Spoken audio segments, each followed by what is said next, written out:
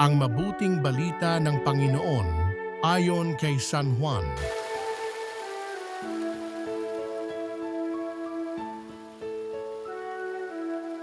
Nung panahong iyon, sinabi ni Jesus, "Tandaan ninyo ito, ang pumapasok sa kulungan ng mga tupa nang hindi sa pinto nagdaraan ay magnanakaw at tulisan.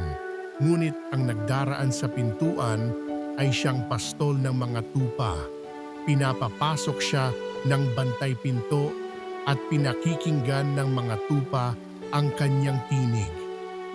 Tinatawag niya ang kanyang mga tupa sa kani-kanilang pangalan at inilalabas sa kulungan. Kapag nailabas na, siya'y nangunguna sa kanila at sumusunod naman ang mga tupa sapagkat nakikilala nila ang kanyang tinig.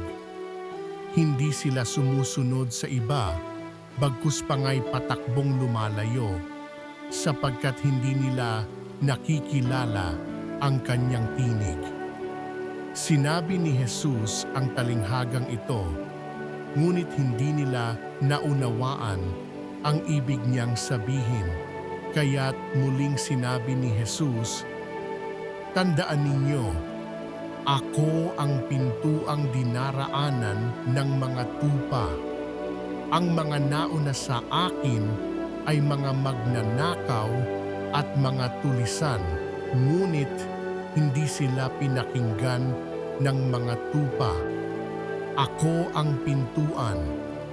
Ang sino mang pumapasok sa pamamagitan ko'y maliligtas, papasok siya't lalabas, at makatatagpo ng pastulan.